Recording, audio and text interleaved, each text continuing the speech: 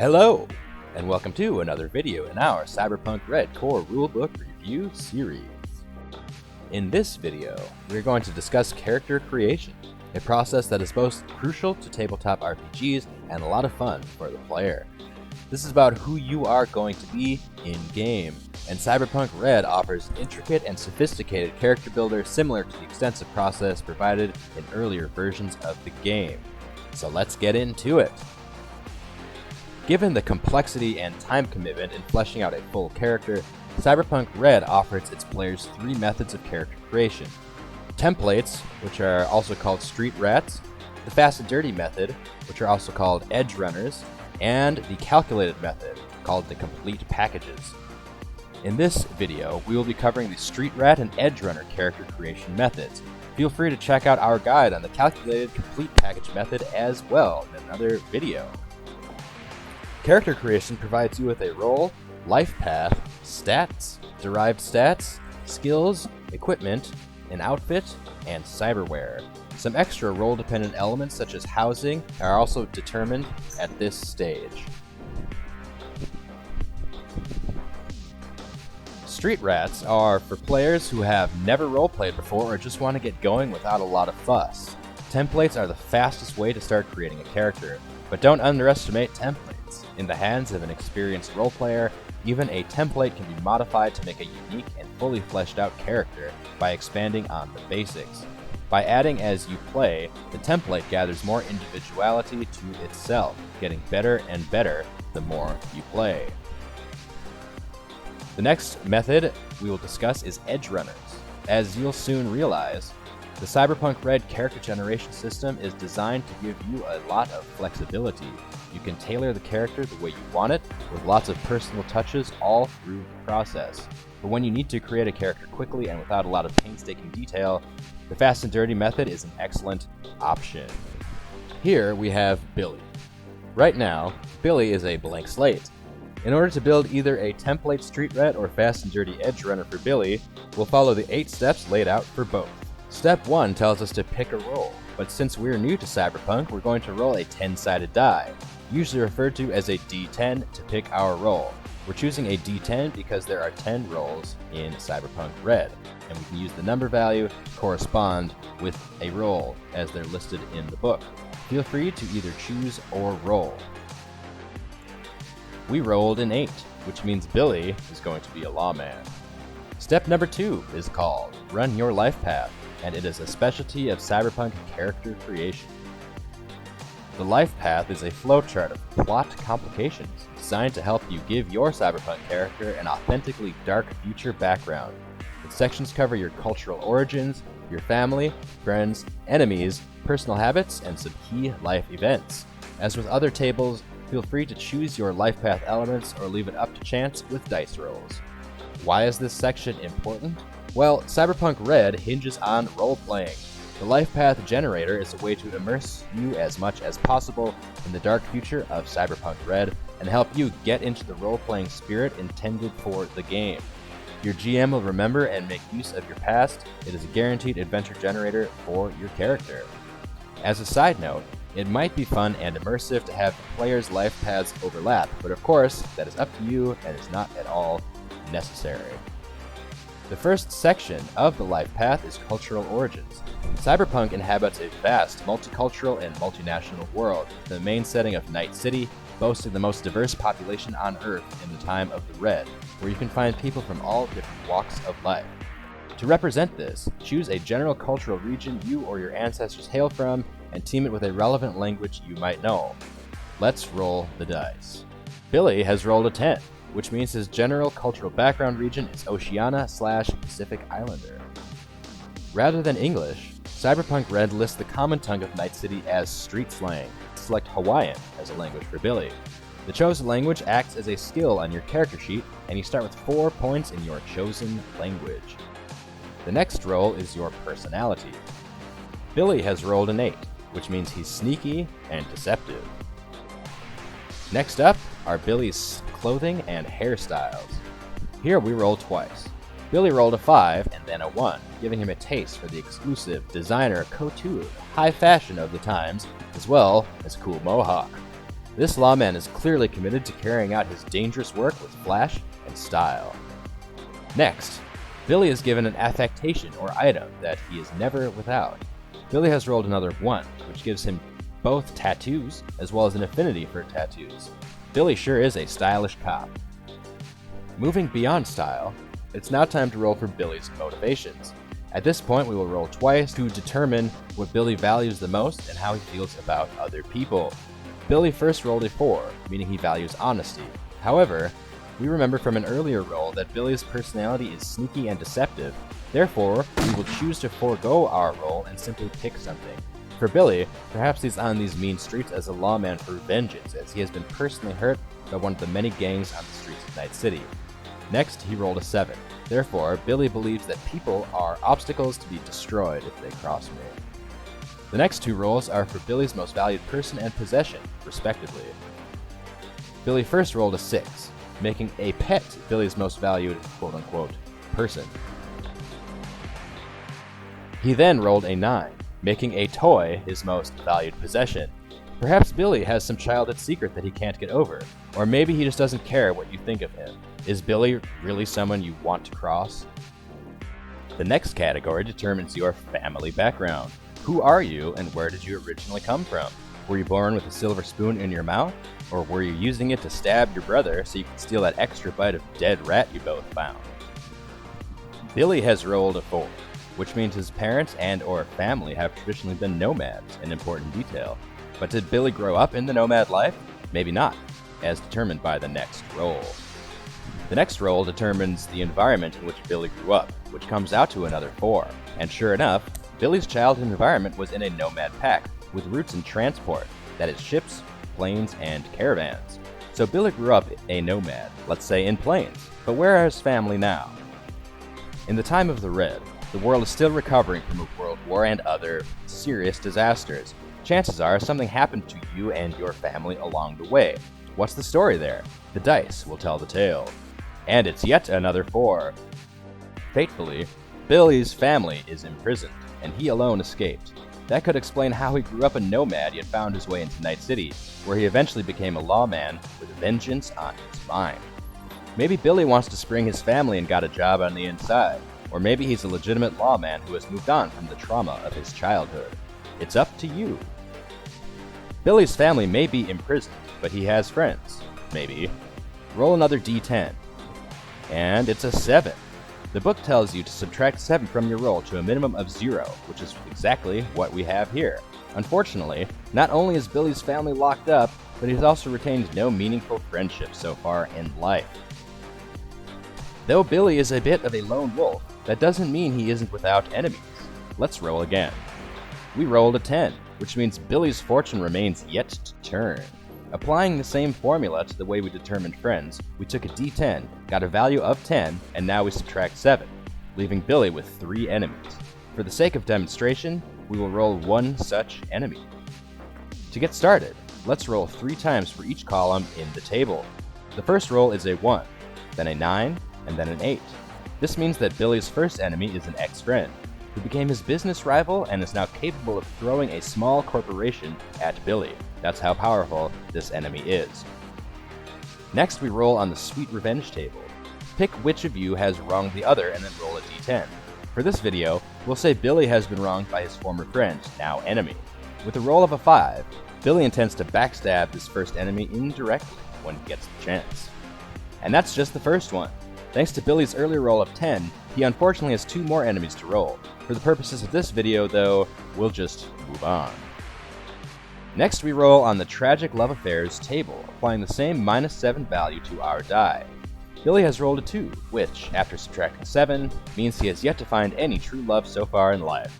Sounds pretty rough for the poor kid. If Billy had rolled an 8 or higher, then we'd roll on the What Happened table.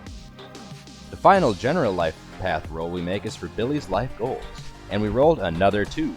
Billy's life goal, apparently, is to gain power and control. Perhaps a fitting goal for a lone wolf lawman with vengeance on his mind, or perhaps he'll butt heads with others on the force.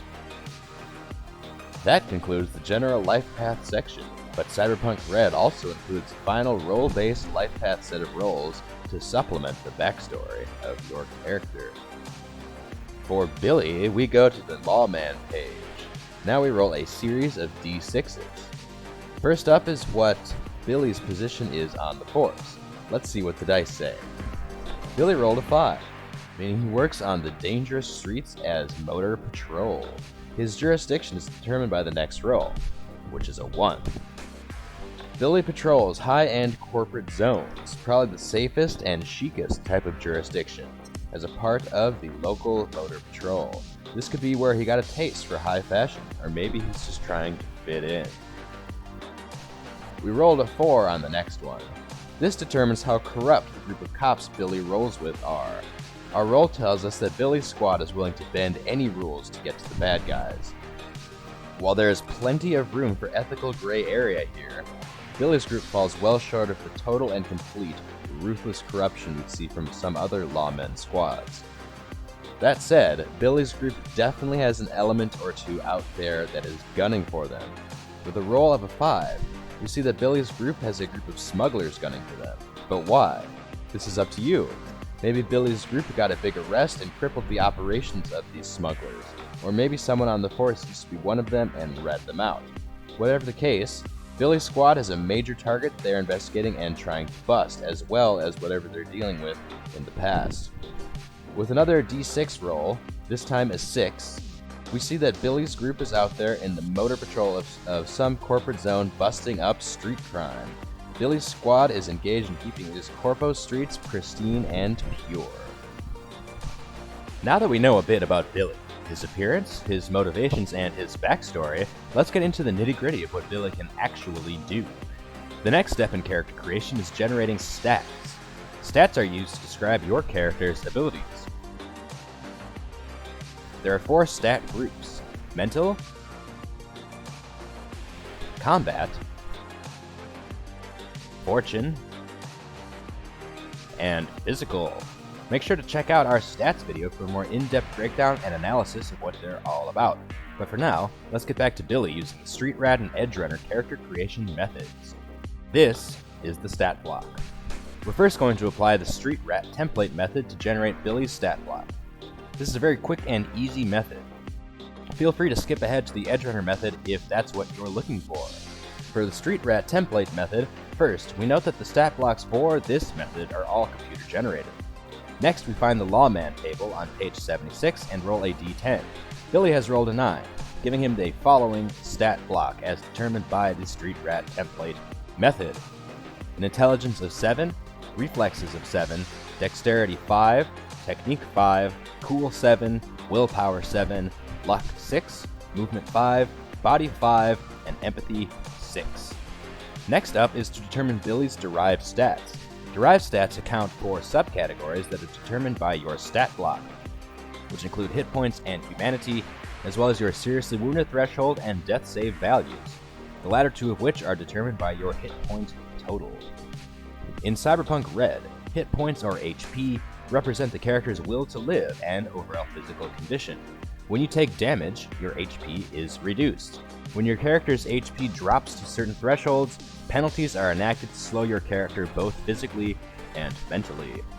To determine Billy's HP, we will forego the mathematical equation and simply consult the table. Billy has a body stat of 5 and a willpower stat of 7, which gives him 40 HP.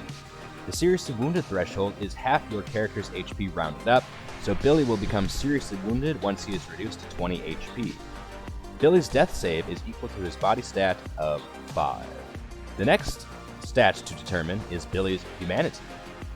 Unique to the cyberpunk world, the humanity stat represents how well you interact with the world and other people in it.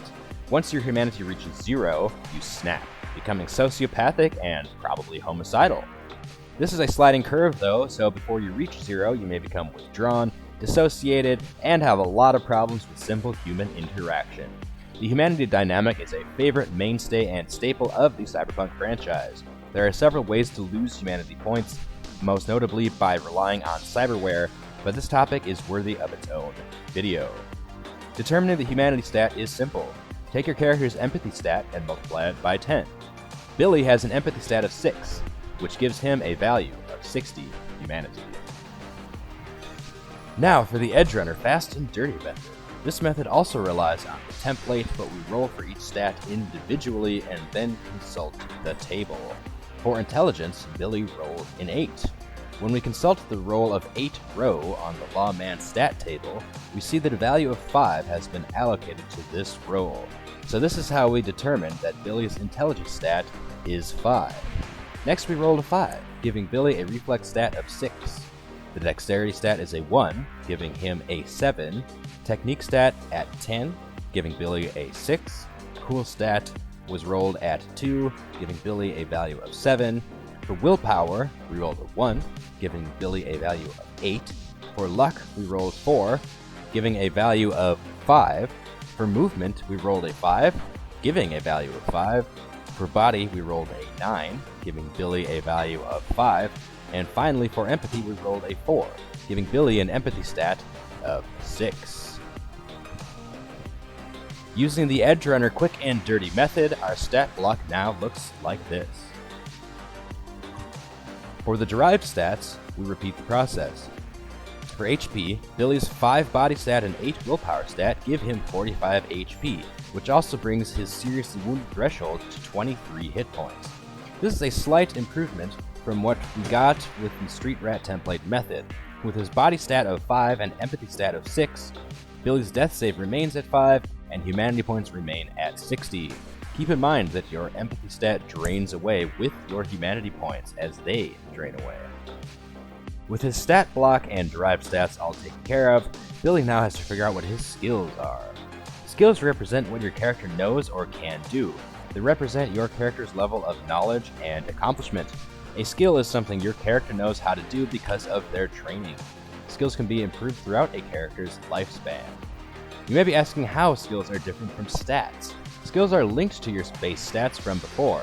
This represents natural ability or how some people are just naturally better at doing or learning things. Skills are also used to perform skill checks, which are dice rolls that represent how well your character does whenever they try to perform pretty much anything. Naturally, the higher your skills, the more likely you are to pass the many skill checks that will come your way. Make sure to note that all skills are not equal, meaning that some skills require higher specialization and twice the investment in order to improve them. Some examples of this are martial arts, heavy weapons, demolitions, and paramedic.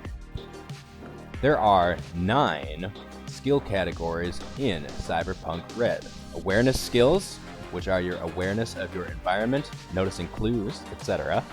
Body skills, the use of skills involving physical tasks, feats of strength, endurance, and other physical attributes.